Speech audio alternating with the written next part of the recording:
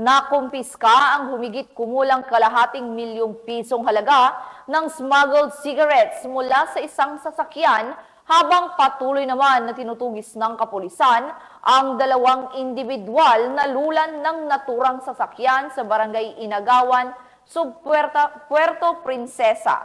Patrolwoman Eloisa Beredo sa report. Nakumpiska ng mga otoridad mula sa Police Station 3 at City Mobile Force Company ang humigit kumulang 30 kaso ng smuggled cigarette sa isang operasyon na naganap noong ika-31 na Desyembre taong kasalukuyan. Ang mga sigarilyo ay nahuli mula sa isang kulay itim na Toyota Fortuner.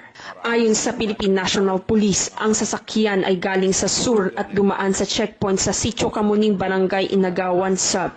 Nang mapansin ng mga pulis na nakabantay sa checkpoint, hindi huminto ang sasakyan kundi nagpatuloy papuntang bayan.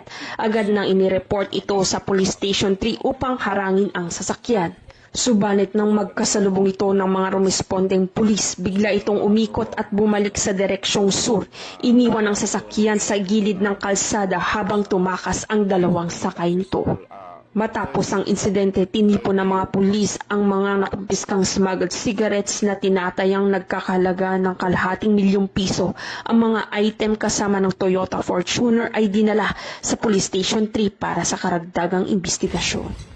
Mula dito sa Calapan City, Oriental, Mindoro, ako ang iyong PNN Correspondent Patrolwoman Eloisa Joy V. Beredo, alagad ng batas, tagataguyod ng Balitang Pulis.